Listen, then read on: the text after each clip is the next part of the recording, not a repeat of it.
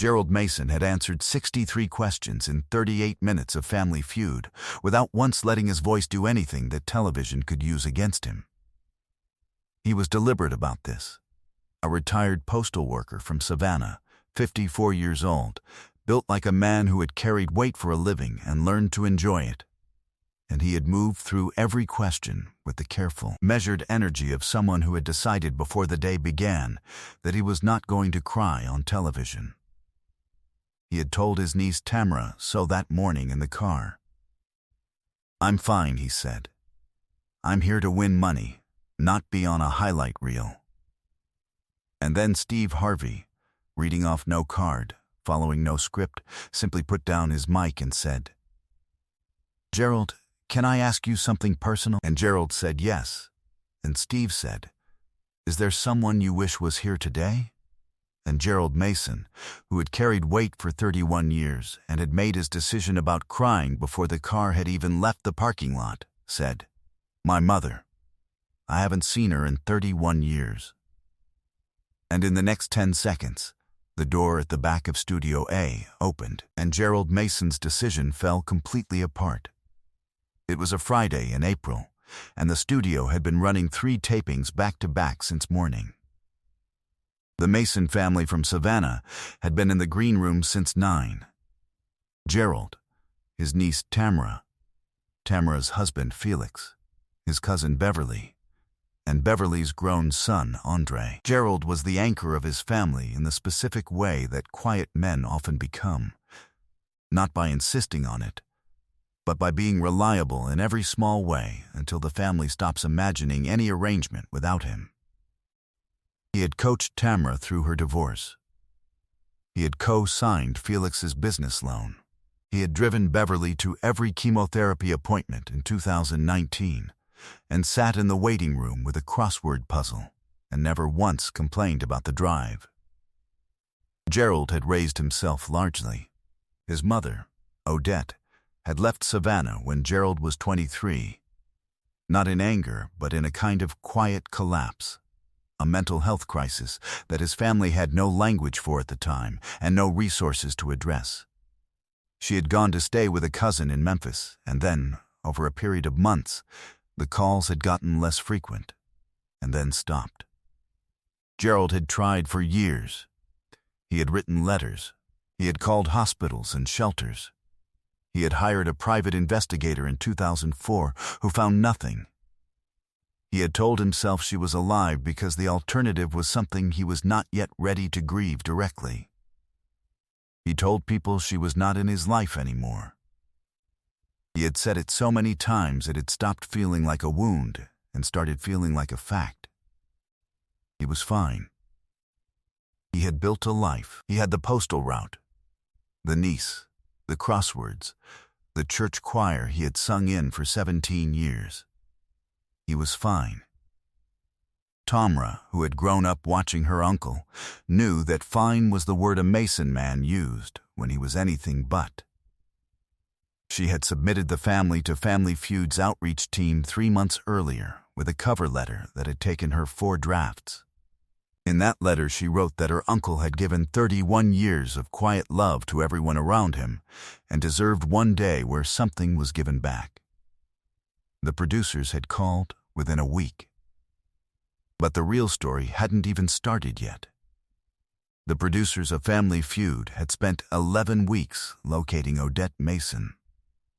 She was 79 years old, living in a residential care facility in Nashville, Tennessee, in reasonable health, with a mild cognitive condition that had been managed for the past 6 years with medication and consistent care.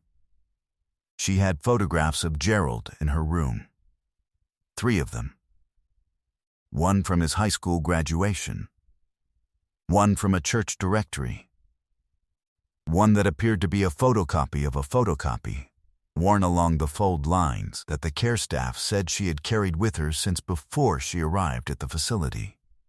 The producers had spoken with Odette's care team, then with Odette herself. She had needed a moment to understand what was being proposed. And then she had said, with the specific clarity that sometimes cuts through everything else, "Is Gerald there?" They told her, "Not yet," she said. "Tell him I've been trying to get back for a long time." Steve Harvey had been briefed. He had spent 20 minutes alone in his dressing room after the briefing. When he walked to Gerald between rounds and asked his question, not from a card, just walking over and asking, the Mason family thought it was ordinary conversation. Tamara felt a tightness in her chest that she could not account for. Gerald answered with the specific steadiness he had been managing all morning. He said his mother's name. He said 31 years. He said it with the flatness of a man who has learned to carry a weight by not looking directly at it. Steve Harvey did not respond right away. He stood in front of Gerald for a moment, and the studio held still. Then he turned toward the back of the studio. A signal passed between Steve and a producer at the door. The audience held its breath. The door opened. Odette Mason was in a wheelchair, pushed by a care aide from Nashville. She was small and white-haired and wearing a lavender sweater that someone had helped her press that morning. She was looking directly at her son. 31 years. She was looking directly at her son. Gerald Mason saw her and made no sound. For exactly 3 seconds, he was completely still. And then a sound came out of him. Not a word, not a sob, but the sound a person makes when the part of them they thought was gone comes back. A sound so involuntary and private that the 300 people in that studio collectively stopped breathing, because they understood they were witnessing something that should not have required an audience, but that the world needed to see. He crossed the stage in 10 steps. He knelt beside her wheelchair. He put his face in her hands. Steve Harvey could not speak. He took 2 steps away and turned his back to the audience, and a camera operator nearby set his camera down on its stand and covered his face. The floor manager had her clipboard pressed to her chest. Hardened television professionals were looking at the floor. Odette Mason said 3 words into her son's ear. Gerald later said he would not share what those words were. He said they were his and he was keeping them. Steve Harvey turned back when he was able. He sat down on the edge of the stage. He said, "I'm sorry, I need a minute." He took it. Then he said, "I want to talk to everyone at home right now." He looked into the camera closest to him. "There's somebody you've been trying to get back to, or somebody who's been trying to get back to you. And I know life gets in the way. I know things happen. I know distance builds up. I'm telling you, right now, today, don't wait 31 years. He said, "I know what it is to be lost. Because 1987, I was living in my car and my family did not know where I was and I was too ashamed to tell them. And the thing that finally got me out of that car was the belief that it wasn't too late. That they were still there. That I was still worth finding." He looked at Odette. She kept his photographs. 3 photographs. For 31 years, she kept them. He pressed his handkerchief to his face.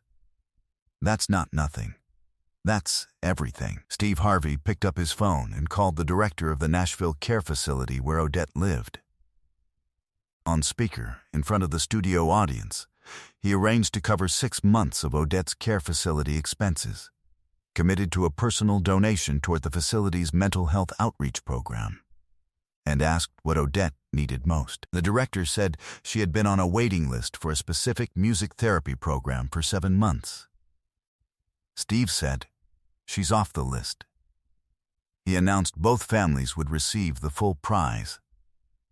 He told the competing family, the Jacksons from Charlotte, that they had witnessed something that would stay with them. The Jackson grandmother crossed the stage uninvited and pressed her hand over Odette's hand and said, "God brought you back to him, baby."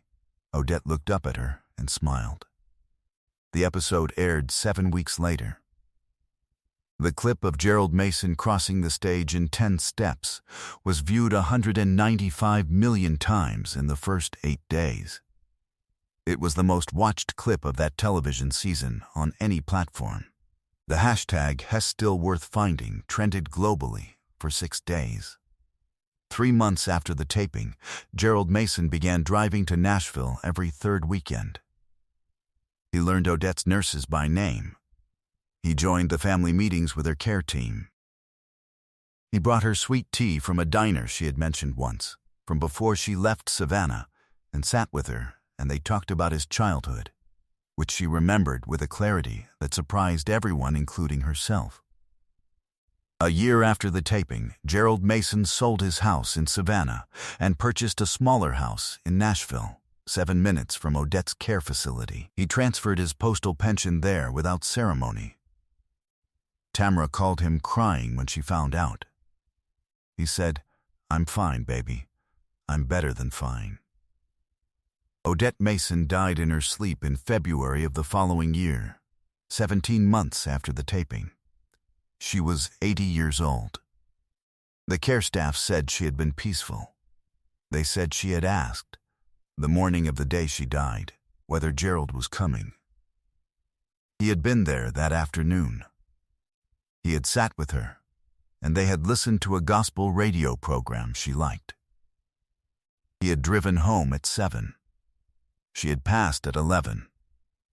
Gerald Mason sang at her funeral. He sang in the church choir voice he had been using for 17 years, and he did not cry during the song because he had decided before he walked to the front of the church that he was not going to cry.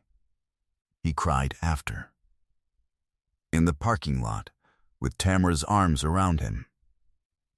Steve Harvey sent flowers. He also sent a handwritten note.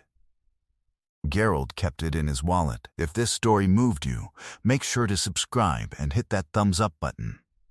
Share this video with someone who needs to know that it is never too late to go back. Have you ever been separated from someone you loved and found your way back? Let us know in the comments. And don't forget to ring that notification bell for more moments that remind us that love waits.